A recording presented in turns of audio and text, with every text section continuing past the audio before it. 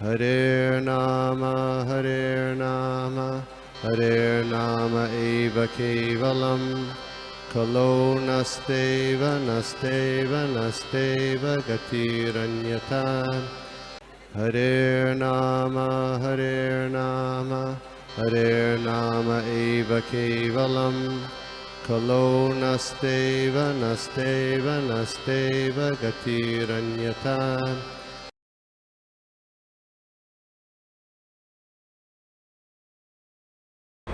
हरे कृष्णा।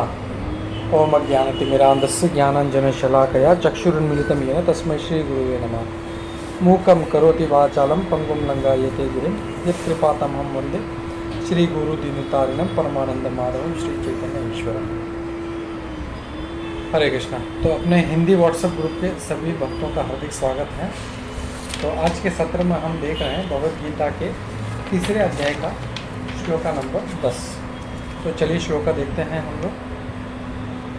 सह यज्ञा प्रजाः सृष्ट्वा पुरोवाच प्रजापतिः अनेन प्रसविष्यध्वमेश वो अस्ति अष्टकामधृक्।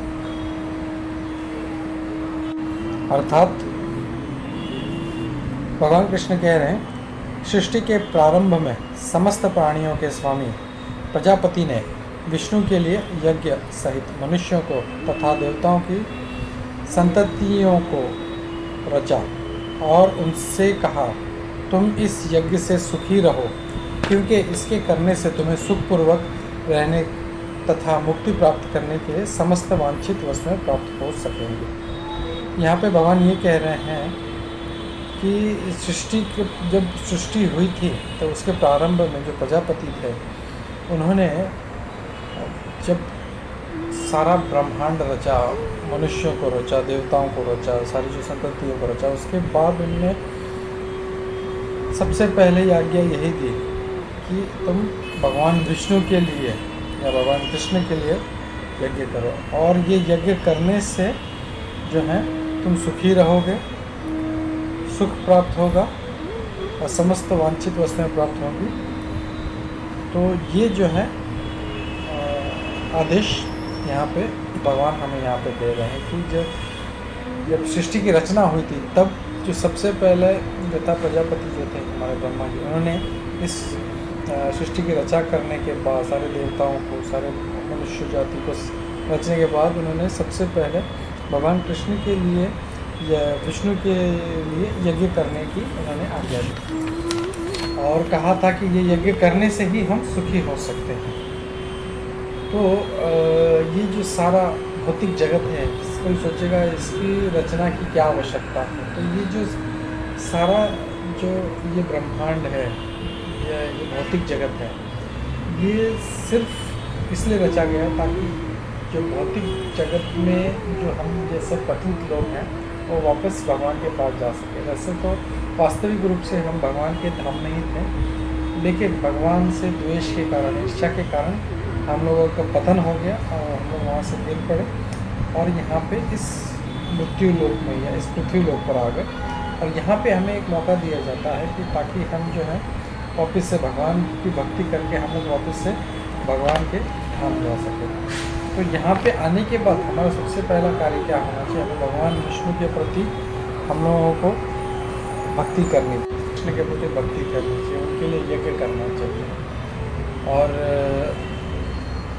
ये यज्ञ करने से ही हमें सब कुछ प्राप्त होता है। जैसे भगवान आगे भी देखेंगे हम लोग, भगवान कहते हैं कि यज्ञ से ही जो है वर्षा होती है, और वर्षा से अनाज जो है वो हमें मिलता है, और धान्य जो है जैसे चावल है, अनाज है, ये हमें प्राप्त होता है और इससे हम लोग अपने आप को पालते हैं। तो ये हमारे लिए बहुत जीवन में बहुत ज़रूरी है।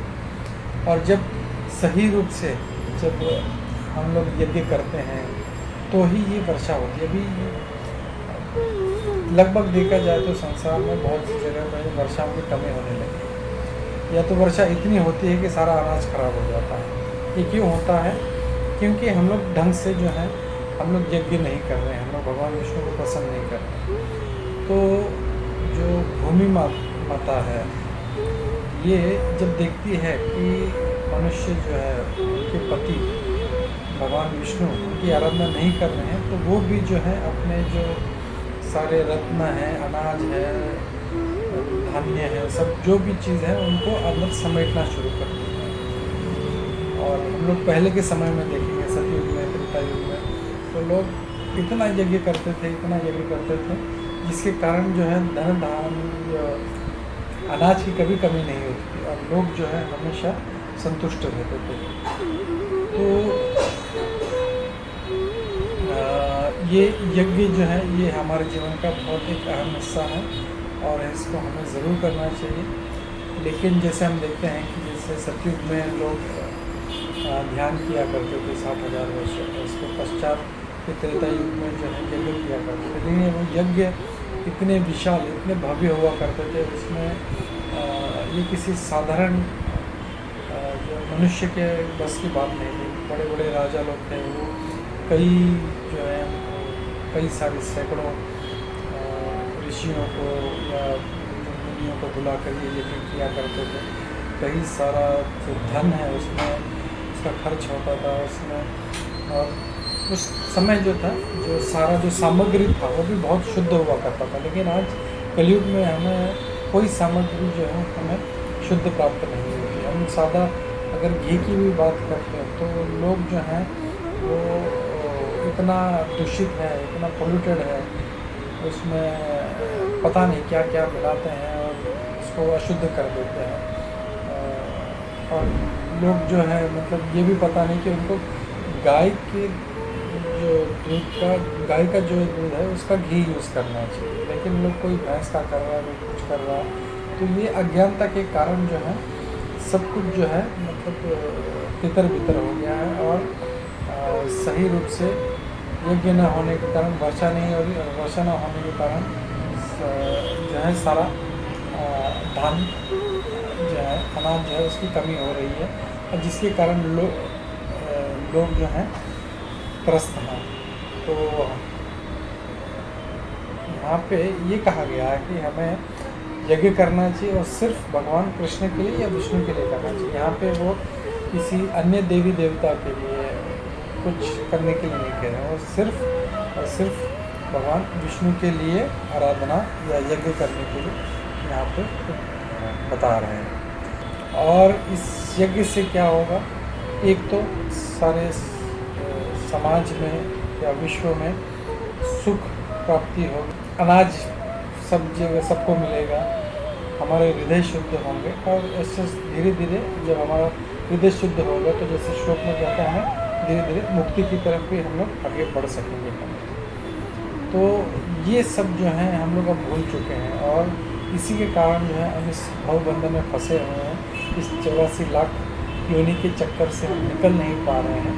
लेकिन अगर हम फिर से अपना जो ध्यान है, अपना जो फोकस है वो वापस भक्ति में लगा दें भगवान कृष्ण के प्रति, तो हम लोग इस बंधन से हम लोग निकल सकते हैं। हम लोग तो जैसे हमने देखा कि यज्ञ जो है अब कलयुग में इतना धन लगाकर इतने बड़े बड़े यज्ञ करना या इतने शुद्ध सामग्री प्राप्त करना या इतने शुद्ध ब्राह्मण जो सिर्फ मंत्रोच्चारण से यज्ञ प्रज्वलित किया करते थे वो भी हमें प्राप्त नहीं है।